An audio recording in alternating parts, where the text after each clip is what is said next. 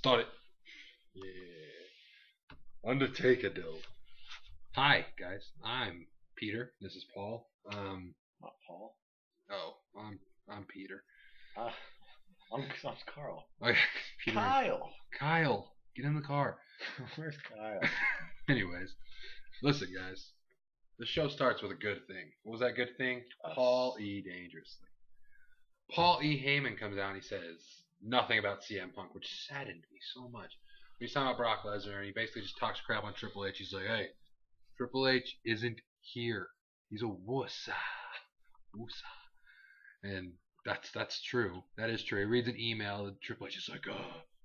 And we thought, oh no, another text storyline. But he's like, I can't be there. I'll give you my answer next week due to my injuries. But little did we know the game was there to play. Triple H comes out. Paul Heyman's like, oh no. Thank you, base God. Absolutely. Thank you, real God. Hunter Hurst Helmsley. Is it sacrilegious that I used the frame that the picture of Jesus was on and I replaced it with CM Punk? No, it's not. Because I feel like that's how it should be. I'm fine with it. Anyways, so yeah, Triple H accepts the match, his pedigree on Paul Heyman, no Brock Lesnar. He wasn't about to make that flight. I wouldn't make that flight. Like, come on. So we get that match announced. Then we move on to, and then we knew that this was going to be sketchy. It got sketchy. It got better later for, 1 to 2 things, but there was the sketchy parts. We got R-Truth versus Cesaro. R-Truth won this quickly, and then we got a little cool sprinkled in there with the Shield arriving in the helicopter. But then we got Damien Sandow versus Brodus Clay. At least Damien Sandow won. I was asleep at this part. Yeah. At least Damien Sandow won, but listen to those 2 matches I just said that happened. Are you kidding me? Oh, my hell. But then we get Dolph backstage, and he's telling AJ, hey, babe, you should get a title. She called him Zigglypuff, and I said, too freaking shay. But yeah, and all of a sudden, in one of the funnier things of the night, unintentionally or not, they're sitting there, and they start, like, making out or whatever, and AJ's like, and Dolph looks over and you see Big E, like, just mugging. He's like, hey, Big E, this is Dolph and AJ time. So then he leaves looking pissed or whatever. And then the Maddox and Vicky come and they basically say that, hey, not only are you fighting Jericho, if he wins, he joins the Triple Threat, it'll be a Fatal 4. And if you win, you get nothing. And I said, that's fair. Poor Ziggy. I know, I love the Zigster. But then we got the Shield again backstage talking about the Undertaker. It was one of their, like, handheld camera videos, which are awesome. So they did their thing. I missed that one. They did their thing, and they basically just, they talked the same stuff they've kind of been saying about the Undertaker. He's been the guy for so many years. He's, used his own kind of justice, but now we are justice. And I said, you're damn right. And then we got one of the 2 good things. Maybe there was, no, I think in total there was probably there was 4 good things. 2 of them just happened to be really small things. I'll talk about when we get there. This was one of the good things. Chris Jericho versus Dolph Ziggler. Good match. Only problem was when you think in your head, Chris Jericho versus Dolph Ziggler, I never get sick of that. But I kind of am. Like, especially when it's not for any reason anymore. It's just annoying. It's like it doesn't matter how 2 good wrestlers are. That's why ROH doesn't do anything. They might have a good time all the time and it looks cool, but no one cares after a while. Yeah. That's where I am here. It was like, I love both these guys, but I'd rather them fight for the title, not on Raw, just because. I'll watch Dave Richards versus Adam Cole, but give me a great storyline like Sting, Jericho. Hell yeah, I'll watch that. Yeah, see, storylines carry the thing. Yeah. Can't just throw people in there. That's why the Shield is doing well.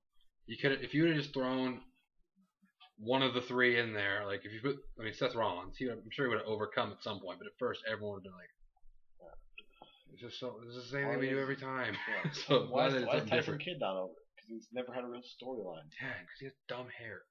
Yeah, he shaved that dumb hair. And he's still not over because he never had a good storyline. Exactly. But he's a damn good wrestler, you can tell. But it's just like, oh, that looks cool. And they don't show him on TV for 6 more weeks. You're like, what happened to that one guy with the little mini thing? And then we forget. But this was one of the good things from, I actually did enjoy this. Chris Jericho versus Dolph Ziggler. Yeah, Jericho was about to win. He had the Walls Jericho in for a while. And then Fandango, his music hits. Dolph ends up getting up and wins after he got distracted. He never comes out. And Jericho is just pissed and leaves. So it will still be a triple threat match. And then randomly, Mick Foley's backstage, and he's talking about the Ryback. He's like, "Oh, I love the Ryback. I hate the Ryback. I mean, he's not the Ryback to me. He is a bitch boy." I said, "Mick Foley, why are you talking like you're Mark Henry?" Oh, and then we got back to dumb stuff. Sweet Tea Tensai versus Cody Rhodes Tensai wins. That's all I'm saying. It's stupid. Another one of the good things that happened, unfortunately, it was a small part, but Daniel Bryan came backstage waiting for The Undertaker. Hilarity ensued. It was just Daniel Bryan. "When's The Undertaker coming? I have a strategy. We're not going to beat the Shield. I have," what did he say? I have diagrams. And Kane just freaking out, and he's like, "Just call him." And Kane just like, "Undertaker does not carry a cell phone per se." And Daniel Bryan's just freaking out that we need to have strategy. Daniel Bryan. Okay, here's what this segment reminded me of, and you'll remember this. Me and you are Kane and the Undertaker. Daniel Bryan in this segment was the guy on Call of Duty, who's like, "Hey, yo, bro, we got 3 under building 4. Me and you're just like, "Fuck you, what?" I'm just out here just grenaded.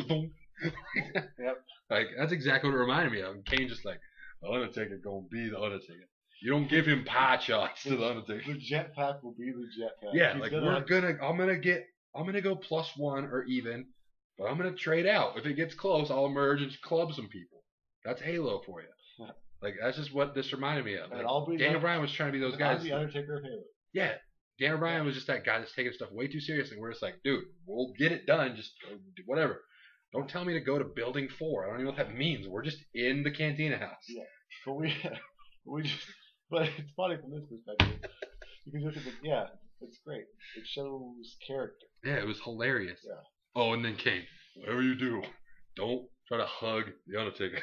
And I said, "This is hilarity," because you never see, even though the Undertaker wasn't in the segment, you never even hear his name in these kind of segments because he's just this big. But it was just funny to hear people talking about him like that. And then the Shield attacks that. Well, we don't know for sure it was the Shield. We saw their shoes, and we can assume. And then the consequences, Daniel Boyd and Kane. That was a mixture of Chase Oliver and Seth Rollins. My goodness. This is why I didn't like the last segment. Okay. Tell me. Okay, so what happened was... What happened? This guys just fucking trying to be UFC all the time. I don't fucking know. It's fucking stupid. I don't know why I fucking watch anymore. But we do watch. And the fucking YWC is probably sitting there like, "Oh my gosh, oh, the jizz everywhere." Do you notice people that call it the YWC are the ones, the worst ones in it, say the opposite, and that's what the true YWC is? Yeah. Here we are. We're just chilling. Anyway, before we start heat, we're cool. We're not trying to get into any beef right now. Not right now. It's finals week. Next week. Not right now. Next week the beef comes out. Yep. Summer storylines. Summer storylines of the YWC. Yep. We're taking on Thai 1822 in the top 5 best high fives. Long time. Number 5. Number 5 would be Paul Pierce back in 2006 for the Celtics. Get that money. Number 4. That was a good time. Rasheed Wallace standing in the middle of the circle going like this. Rasheed Wallace used to be the man. Now, he's nothing more than a ball spot. Number 3, myself and my buddy Matt's 18-part handshake.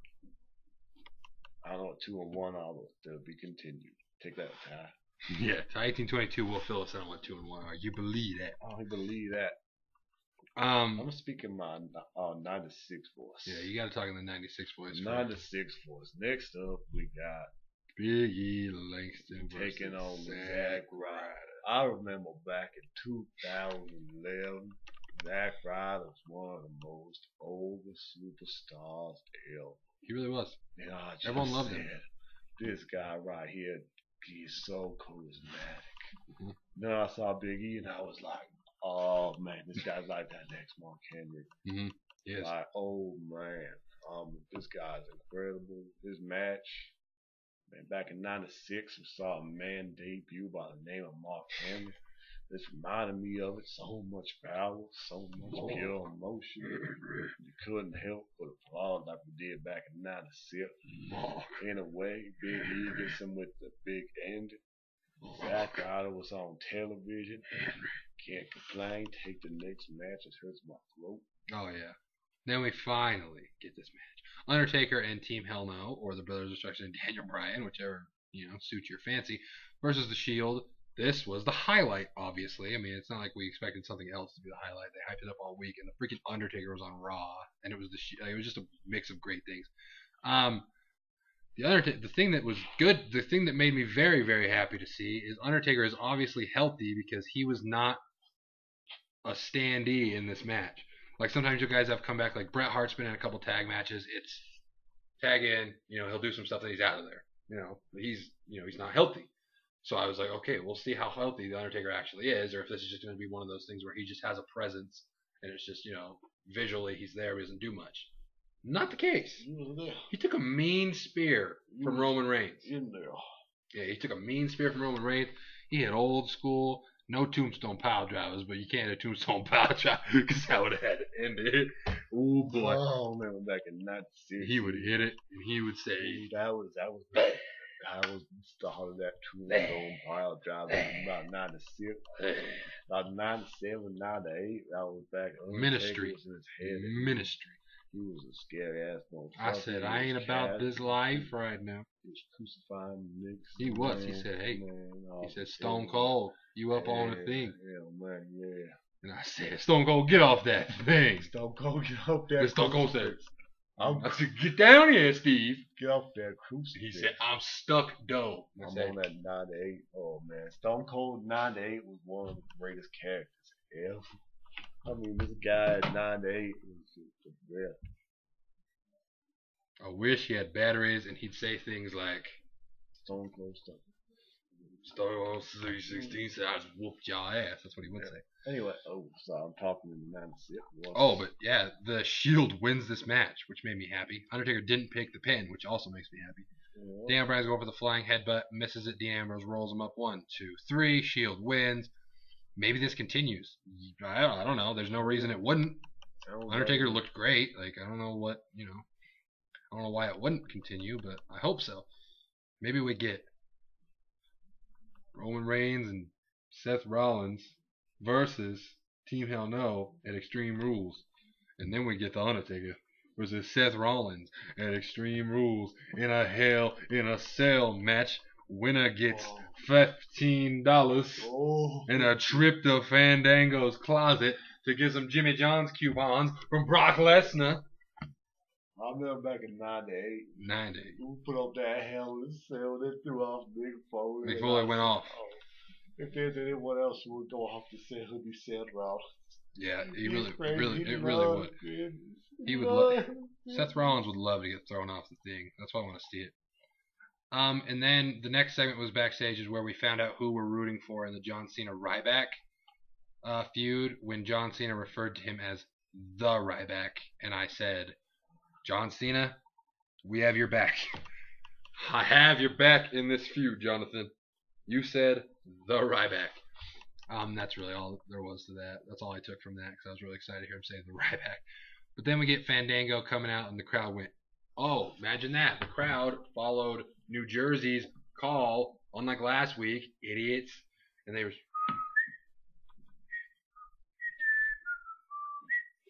having a good time. And then William Regal comes out, and they had a bet. They had just as good of a time. A better time. And then so Austin 316 said Regal just whipped that ass. Except he didn't. He didn't though. Fandango whooped some candy ass. Shout out to Summer Rae. Yeah, she was the dancer apparently.